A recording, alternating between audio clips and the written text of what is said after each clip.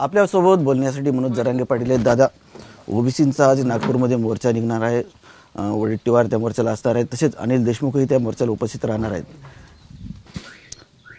त्याला काय झालं मध्येच माहीत नाही, विनाकारणच ते देशमुख कोण आहे त्याला.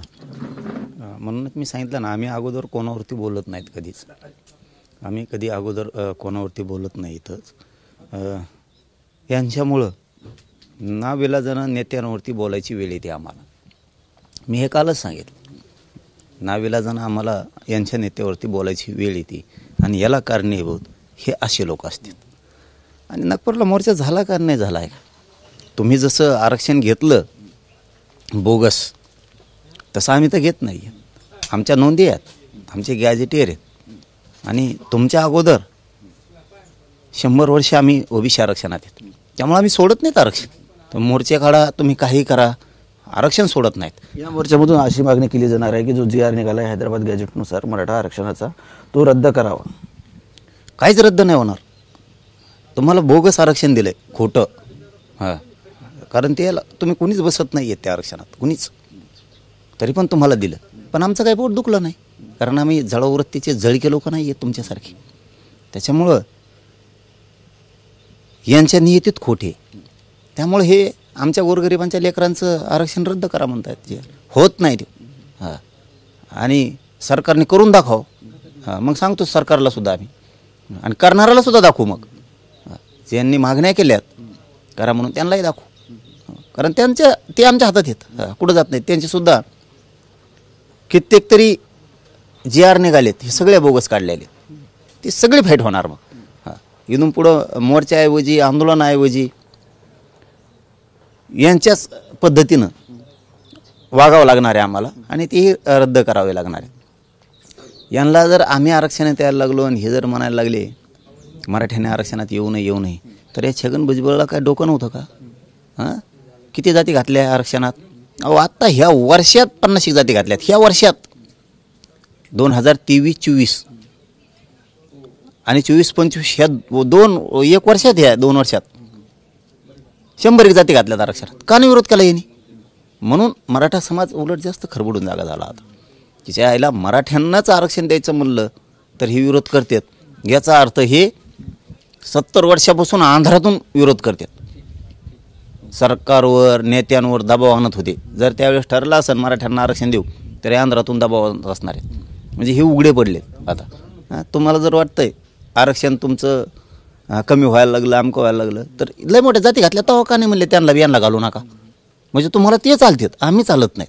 म्हणजे आमच्या लेकरांबाळांविषयी किती वाईट वृत्ती यांची ही समाजावर उघडी पडली. जशाल तसं उत्तरं मिळणार आहे. पुढं मराठी बी एकजूट आहेत.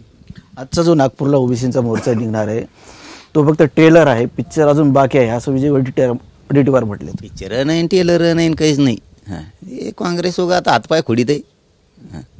राहुल गांधींनी सांगितलं तसं करतंय, बाकी काय नाही. पण बरं झालं त्यांच्यापासून मराठी तरी जागे झाले. काय असतं, सरकार गोरगरीब मराठ्यावर अन्याय करायला लागल्यावर विरोधी पक्षातले लोक त्या जनतेच्या बाजूने असतात की आम्ही तुमच्यासोबत आहेत, सरकार तुमच्या मागण्या मान्य नाही करत का, आम्ही तुमच्या बाजूने आहेत.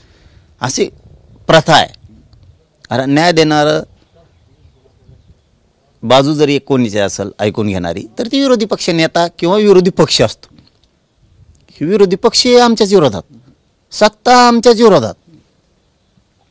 म्हणजे हे खूप मोठं षड्यंत्र आहे त्यांचं. पण आपण आपलं पक्ष वाढायचं षड्यंत्र आहे, दुसरं काय नाही. ओबीसीच्या फायद्याचं यांना काय देणं घेणं नाही. आपला पक्ष कसा वाढन आणि आपल्या पक्षाकडे ओबीसी कसा येईल हीच खटाटोप चालू आहे. ओबीसीला काय मिळणार याची देणं घेणं, यांना देणं घेणं असतं तर कोणत्या मायक्रो ओबीसीचं कल्याण झालं? घ्या उदाहरण बंजारा समाजाचं. काय कल्याण झालं? आरक्षण आहे ना, बंजारा समाज ओबीसीत आहे ना, काय कल्याण झालं? दाखवा.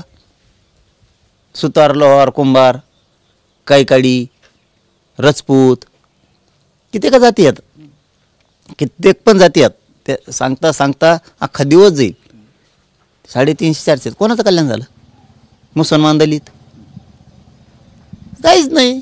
म्हणजे ही यांचा खटाटोप त्याच्यासाठी नाही आहे, आरक्षणाच्या आणि हैदराबाद JRच्या आडून आपला पक्ष कसा मोठा होईल आणि आपल्याकडे कशी ओबीसी खेचता येते एवढीच मरमर चालू यांची. आणि हे ओबीसीत लक्षात आलं की मरमर चालू आहे. यांना जर इतकं ही होतं ओबीसीचं तर त्या जालन्याला बिचाराचं बोर्डे बिचारे ते बसलं होतं.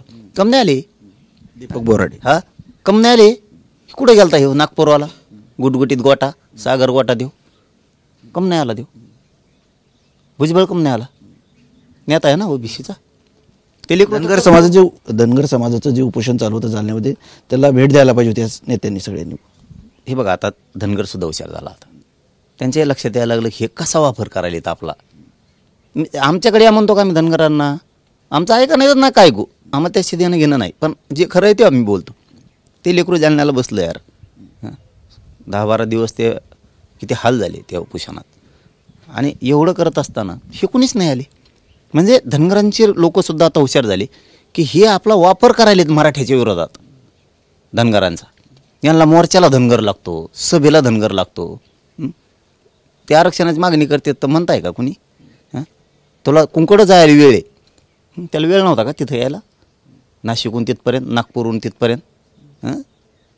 नाटक म्हणून काही जण बसले परळीसारख्या टोळ्या, नाटक म्हणून तिथले होते म्हणून येऊन बसले फक्त. यांना दुसऱ्याला आरक्षण मिळावं, दुसऱ्याचं चांगलं असं वाटतच नाही. त्याच्यामुळं ना ह्या पूर्ण जातीच संपवून टाकल्या यांनी. हे एक ना एक दिवस ओबीसी समाजाच्या डोक्यात येणार, पण त्यावेळेस त्यांच्या हातातून वेळ गेलेली असेल. त्याच्यामुळे आतापासूनच शान व्हायला पाहिजे. यांच्या मोर्चाला जायचं नाही ओबीसींनी आणि यांच्या सभाला जायचं नाही. हे उघडे पडल्याशिवाय हे ओबीसीचं कल्याण नाही करत. हे फक्त राजकीय स्वार्थासाठी वडावडी चालू आहे आता यांची. म्हणजे ओबीसीचे जे मोर्चे निघत आहे त्याच्या मागे राजकारण चालू आहे. आणि मग काय दुसरं, त्याला नेतृत्व सुटत नाही येवल्यावाल्याला. आणि बाकीच्याला वाटतं आम्हाच्याकडं नेतृत्व द्यावा. आता तरुण पोरं येतं, हुशार येतं, यांच्याकडे द्यावा. ते देत नाही, त्यांच्याकडेच लागतं कायम त्याला. ती एक वडाताडी वेगळीच, परळीवाल्याची वडाताडी वेगळीच, तिकडं त्या सांगलीवाल्याची वडाताडी वेगळीच, नागपूरवाल्याची आता नवीनच वेगळी सुरू झाली. तर राहुल गांधींनी सांगितलं तसं ना चाललं लागलं हे बी आता. ते मी शोध घेतो आहे. मी कमी 2-3 दिवसापासून गप आहे. याचा अर्थ तुमच्या लक्षात आला असेल. मी शोध घेतो ही मिस्टिक काय आहे नेमकी. सत्ताधाऱ्यातले बी लोक आमच्या विरोधात आरक्षण देऊ नका म्हणतायत, विरोधातले देऊ नका म्हणताय. हे काय मी तुम्हाला 2-4 दिवसात प्रेस घेऊन सांगणार आहे हे काय चाललंय नेमकं. यांचं जर डावण षडयंत्र नाही तोडलं तर आपलं नाव बदलून ठेवा. बीडमध्ये ओबीसींचा मोर्चा निघणार आहे, महाएल्गार रॅली निघणार आहे, छगन भुजबळ त्या मोर्चाला असणार आहेत. आणि आजचा नागपूरचा मोर्चा आरपारची लढाई असं म्हटलं जाते. ओबीसीचा मोर्चा नाही ते जातीचे नेते आहेत. ओबीसीचा काही संबंध नाही त्यांचा. ओबीसीचं केलंच कोणचं कल्याण सांगितलं मी तुम्हाला. कोणत्या भिल समाजाचं झालं, कोणत्या पारधी समाजाचं कल्याण झालं दाखवा. लमानी, वडरी, कैकाडी, लोहार, सुतार, सोनार कोणाचं झालं? धोबी, परीट, नावी, ज्या काय जाती असत्यान 18 पगड जाती, कोणाचं कल्याण झालं? बंजारा समाजाचं, लमानी समाजाचं, मुस्लिम दलिताचं. आणि मोर्चाला काय आलं बोली तुरी? आणि ते काय जाते? कहार समाज, कोळी समाज, कोणाचं कल्याण झालं? कोणाचंच नाही. कशाच ओबीसीचा मोर्चाच नाही. हे त्यांच्या ओबीसीच्या नावाखाली त्यांच्या जातीचं आहे. आणि JRचे आडून हे विनाकारण मराठ्यात आणि ओबीसीत वाद लावतात. हे जातीचे नेते आहेत फक्त. तो माळ्याचा सुद्धा नेता नाही ना येवल्यावाला. माळ्याचा सुद्धा थोडे लाभार्थी माळी त्यो असे यांची टोळी. बाकीच्याचा काय संबंध नाही. हे फक्त राजकीय स्वार्थासाठी आपण काय मीडियात प्रसिद्धीत राहावा, सरकारमध्ये राहावा, चर्चेत राहावा, एवढीच भूमिका. त्यांना काय मिळावं यांना काही देणं घेणं नाही आहे, अजिबात नाही. आणि हे एक ना एक दिवस त्यांच्या लक्षात येणार. आणि तसं आलेलं पण आहे आता. धनगरांचा तर नुसतं वापर आहे. कुणीही मोर्चाला बोलवत आहे, सभाला बोलवत आहे, आणि आरक्षणावर तो बोलत नाहीत. काय धनगर काय तुम्ही येडे समजता? त्यांच्या लक्षात येत नाही का हे काय चाललं आहे ती?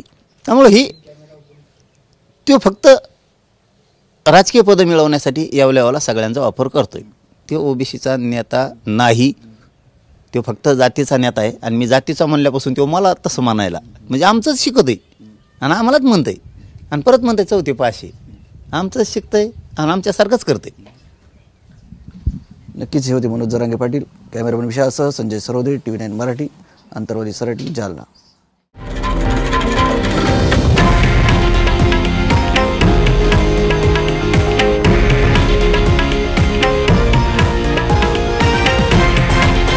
हे आहे देशातील नंबर 1 न्यूज नेटवर्क आणि आपण पाहत आहात TV9 मराठी, एकमेव